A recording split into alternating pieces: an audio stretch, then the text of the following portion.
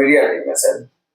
सबसे पहले आप अपना परिचय देंगे सर। नमस्कार, मैं डॉक्टर सिद्धार्थ प्रसाद। मैं एक ऑर्थोपेडिक सर्जन हूँ। मैंने एमबीबीएस जिपमर पौंडीचेरी से किया है और एमएस ऑर्थोपेडिक यूसीएमएस दिल्ली से जीटीबी हॉस्पिटल से किया है। फिर सीनियर रेजिडेंसी भी मैंने यूसीएमएस दिल्ली से किया है।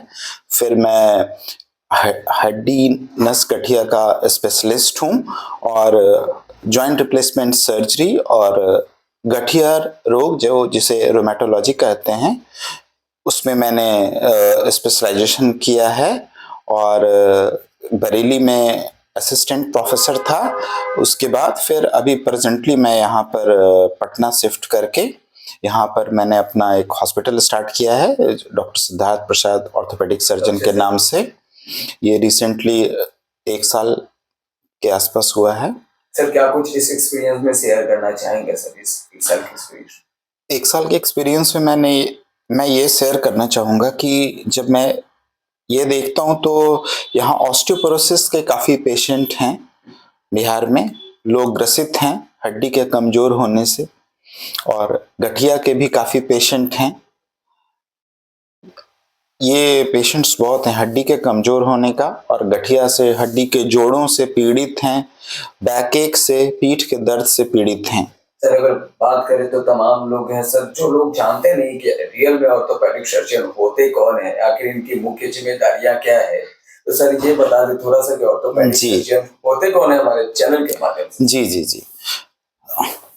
जब आप एमबीबीएस करते हैं तो वो एक बैचलर डिग्री होती है। उसके बाद लोग स्पेशलाइजेशन की ओर बढ़ते हैं। स्पेशलाइजेशन में अलग अलग डिपार्टमेंट होते हैं। उसी में से एक डिपार्टमेंट है ऑर्थोपेडिक्स डिपार्टमेंट, मतलब हड्डी रोग विशेषज्ञ।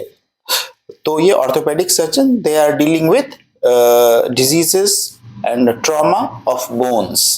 अगर सर बात करें तो आजकल ज्यादातर देखी जा रही है ऐसी समस्याएं जो हड्डी और जोड़ में ज्यादातर ये समस्याएं देखने को मिलता है, तो क्या कुछ बताएंगे सर ऐसे में हड्डी और जोड़ को लेकर? जी आपने सही कहा। ये जो मैं देख रहा हूँ यहाँ कि जोड़ों के दर्द से काफी लोग पीड़ित हैं यहाँ पे और ऑस्टियोपोरोसिस से भी बहुत लोग पीड़ित हैं और गठिया से भी पीड़ित हैं। ये 3 मुख्य चीज हैं जो बीमारियां हैं जो मैंने देखा। Osteoporosis, arthritis, osteoarthritis of the knee and joint pain, polyarthralgias. गठिया क्या है सर और इसका लक्षण क्या है? देखिए गठिया एक मुख्य तौर पे देखा जाए तो वो 2 तरह से हो सकता है। एक जिसे हम लोग इन्फ्लामेटरी अर्थराइटिस के रूप में जानते हैं और एक ऑस्टियोआर्थराइटिस के रूप में जानते हैं। जो हड्डी वक्त के साथ घिस जाता है, जो जोड़, मोटे शब्दों में ये कहें समझें कि जब जोड़ घिस जाता है तो वहाँ लालीपन, सूजन वगैरह हो जाता है और जिसके कारण वहाँ दर्द होता है और वो जोड़ का मूव करने में पेशेंट को काफी परेशानी होती है, उस पर वजन डाल के चलने में परेशानी होती है। ये एक समस्या है जिसे ऑस्टियोआर्थराइटिस के रूप में देख सकते हैं। और इन्फ्लामेटरी अर्थराइटिस हुआ जैसे rheumatoid arthritis, ankylosing spondylitis, arthritis induced by systemic lupus erythematosus. ये जो डिजीजेस हैं ये इम्यूनोलॉजिकल डिसऑर्डर हैं जो कि पेशेंट को एक बीमारी के रूप में है और वो एक नहीं कई जोड़ों को एक साथ प्रभावित करते हैं और धीरे धीरे वो जोड़ खराब हो जाता है। और जब खराब हो जाता है और पेशेंट को काफी तकलीफ होती है चलने में, वॉक करने में, खड़े होने में, एक मतलब परेशानी की जिंदगी जीनी पड़ती है, तो उनको हम लोग इन्फ्लामेटरी अर्थराइटिस के रूप में देखते हैं। उसका अलग इलाज है और ऑस्टियोआर्थराइटिस का, जोड़ों का अलग इलाज है। ये एज के अकॉर्डिंग होता है क्या, या फिर जो है युवा लोग को भी ये चीज देखने को, जी में ज्यादातर चोट ये दर्द देखने को मिल रहा है सर? तो जी। देखिए ऐसा है कि जो ऑस्टियोआर्थराइटिस है वो उम्र के साथ होता है जब जोड़ घिस जाता है।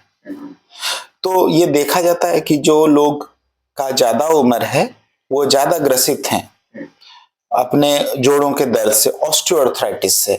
लेकिन जो इन्फ्लामेटरी अर्थराइटिस है वो यंगर्स पीपल में कम एज में ही, 2nd 3rd डिकेड में ही शुरू हो जाता है। सर अचानक से लगी चोट को तो क्या करना चाहिए? अपने आप को किस तरीके से देखना चाहिए? कैसे करें सर? क्या करना चाहिए ऐसे? ऑर्थोपेडिक डॉक्टर से क्या मिलना चाहिए? जी, अगर चोट लगती है तो वैसे केस में आप पहले उस पर वजन न डालें। अगर पाँव में चोट लगी है, एक अनडिस्प्लेस्ड फ्रैक्चर होता है और एक डिस्प्लेस्ड होता है। तो अगर आप अनडिस्प्लेस्ड फ्रैक्चर पर पूरा जोर डालते हैं तो मे भी हो सकता है कि वो डिस्प्लेस्ड हो जाए, अपनी जगह से खिसक जाए, तो उसका मैनेजमेंट अलग होता है और जो अनडिस्प्लेस्ड है उसका मैनेजमेंट अलग होता है। तो और दूसरा, उसको मालिश ना करें, मालिश नहीं अलाउड है फ्रैक्चर वाले जगह पे। और पाँव में बर्फ लगाएं जिससे सूजन कम हो, और उठा करके रखें पाँव को जमीन से। और जो भी प्राइमरी चीज है वहां पर, जैसे अगर क्रेमर वायर है तो वो तो हर जगह मिलता है नहीं, प्लास्टर हर जगह नहीं हो सकता है, तो जो भी वहां जैसे लकड़ी का कुछ पार्ट मिल गया कि कूट मिल गया, उससे कम से कम उसको स्टेबिलिटी दें। उसको बांध करके, ज्यादा कस के नहीं, एक बांध करके उससे स्प्लिंटेज हम लोग कहते हैं उस चीज को, वो देना चाहिए। और आप ऑर्थोपेडिक सर्जन से मिलें उसके बाद। सर नी रिप्लेसमेंट सर्जरी क्यों जरूरी है सर? देखिए, नी रिप्लेसमेंट सर्जरी जो है वो ऑस्टियोआर्थराइटिस ऑफ द नी के लिए है। जब और कुछ इन्फ्लामेटरी अर्थराइटिस भी जोड़ों को खराब करते हैं। रूमेटॉइड अर्थराइटिस के पेशेंट का भी नी का धीरे धीरे वक्त के साथ खराब होता है, और ऑस्टियोआर्थराइटिस जो है उसमें भी खराब होता है वक्त के साथ। तो जब जोड़ खराब हो जाता है, घुटना खराब हो जाता है, तो चलने में बहुत तकलीफ होती है और पेशेंट को हमेशा पेन होता है, दर्द का एहसास होता है, लालीपन, सूजन, और वह वजन डाल के नहीं चल पाते हैं। काफी तकलीफ दे सिचुएशन होती है। उस कंडीशन में देखा जाता है तो अगर उसके ग्रेडिंग्स हैं कुछ, अगर हायर ग्रेड पे पहुंच गया घिसते घिसते, तो हम लोग नी रिप्लेसमेंट सर्जरी का सलाह देते हैं पेशेंट सर को। बात करें तो फ्रैक्चर के बाद जो है कि सर्जरी की जरूरत कब पड़ती है? तो फ्रैक्चर जब होता है तो आप ऑर्थो, जैसे मैंने स्प्लिंटेज बताया, स्प्लिंटेज अगर करवा सकते हैं तो बहुत अच्छा पहले, और ऑर्थोपेडिक सर्जन के पास पहुंचे। और रह गई बात सर्जरी की, तो जैसे अगर फ्रैक्चर का पार्ट अपने जगह से हटा हुआ है, जो डिस्टल एंड प्रॉक्सिमल एंड, मतलब जो एंड फ्रैक्चर का एक जो नजदीक है बॉडी के, एक दूर वाला पार्ट, दोनों अपनी जगह से हिला हुआ है, तो वैसे केस में बेटर होता है कि सर्जरी के थ्रू हम लोग उसको फिक्स कर सकें, रिडक्शन कर सकें, जिसमें सर्जरी में हम लोग नेलिंग कर सकते हैं, प्लेटिंग कर सकते हैं, और कुछ दिन के बाद धीरे धीरे हम लोग फिजियोथेरेपी करा करके और उसके वापस रेंज ऑफ मोशन, जितना वो जोड़ मूव करता था पहले, वो फिर से ले आते हैं। सर्जरी इसके लिए जरूरी होती है, और जिसमें वो चीज नहीं है उसको हम लोग प्लास्टर से भी ठीक कर सकते हैं। सर प्लास्टिक सर्जरी के बाद कब तक जो है हड्डी पूरी तरीके से ठीक हो जाती है जो भी कहते हैं? देखिए, हड्डी मोटा मोटा अगर देखा जाए तो हर व्यक्ति का तो जोड़ने का हड्डी का अलग अलग समय है। जैसे कोई डायबिटीज का पेशेंट है, उम्र का पेशेंट है, एजिंग प्रोसेस है, सीनियर सिटीजन्स हैं, जिनके हड्डी में पोलियो है पहले, उनकी हड्डी तुरंत नहीं जुड़ेगी। जो नॉर्मल हेल्दी लोग हैं उनकी हड्डियां पहले जुड़ेंगी।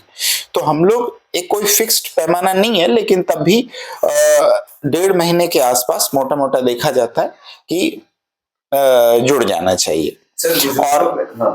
और अगर सर्जरी हुई है तो हम लोग उसमें भी अपनी जगह पर ले आते हैं, तो प्लास्टर से भी करके कर सकते हैं और सर्जरी से भी कर सकते हैं। दोनों में टाइम लगता ही है जुड़ने में, लेकिन अपनी जगह पर सर्जरी से आती है, और प्लास्टर उन चीज के लिए करते हैं जिसमें कि वो पहले से ही अपनी जगह पर है।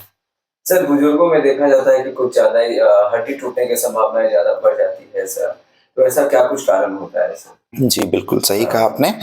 बुजुर्गों में देखा जा रहा है कि हड्डी टूटने की संभावना बढ़ जाती है। हम लोग उसको इस नजर से देख सकते हैं, उस फ्रैक्चर को हम लोग पैथोलॉजिकल फ्रैक्चर कहते हैं।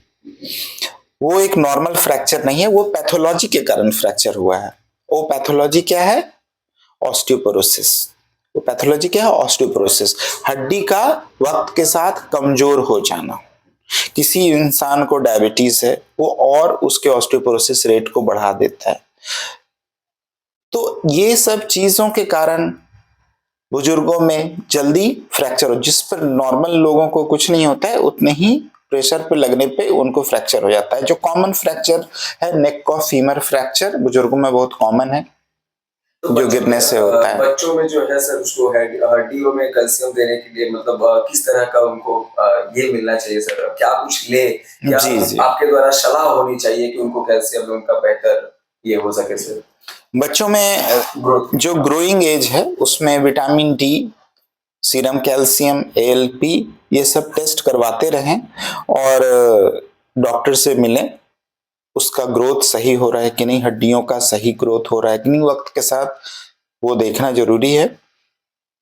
और उसमें बच्चों को दूध दें पीने के लिए, और कैल्शियम सप्लीमेंट्स आते हैं वो दें लिक्विड कैल्शियम के रूप में, और विटामिन धूप में रखें थोड़ी देर, आधा घंटा 1 घंटा धूप में बच्चे को खेलने दें, धूप से उसे विटामिन डी प्राप्ति होगी, और वो जो कि बहुत जरूरी है हड्डी की मजबूती के मोबाइल लिए। और लैपटॉप वो मोबाइल को यूज करते समय या लैपटॉप को ज्यादा यूज करते समय झुक करके काम करते हैं, जिसके कारण कि उन्हें स्पाइन में पेन होता है, बैक एक का समस्या होता है, नेक पेन होता है, गर्दन में समस्या हो जाती है, और धीरे धीरे प्रोलैप्स इंटरवर्टिब्रल डिस्क का भी समस्या उत्पन्न हो जाता है वैसे लोगों में।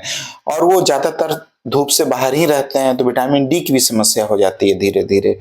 तो इस चीज को देखना है कि पोस्चर सही रखना है यूज करते समय, नहीं तो डिस्क का प्रॉब्लम का भी एक स्टेजिंग है, उसके बाद कंप्रेशन होने लगता है और स्पाइनल कॉर्ड पे प्रेशर होने से रेडिकुलोपैथी मतलब कि जो जोड़ों नीचे भी दर्द उतरता है, और उस केस में ये आगे चल करके सर्जरी की भी जरूरत पड़ सकती है। तो ध्यान वक्त रहते ध्यान दें इस चीजों का, और अपने पोस्चर को सही रखें बैठते समय। सर क्या कुछ बताना चाहेंगे, यहाँ का एड्रेस बता दें सर, कांटेक्ट नंबर बता दें ताकि ऑर्थोपेडिक से जुड़ी समस्याओं को तमाम आपसे निदान पा सके। जी जी, आप doctor Siddharth Prasad orthopaedic surgeon के नाम से हॉस्पिटल है यहाँ पर, जो कि SK Puri park, children's park SK Puri Boring road के सामने है, वहाँ आए, और यहाँ हॉस्पिटल का नंबर है उस पर भी कांटेक्ट कर सकते हैं 8709194199। सर ये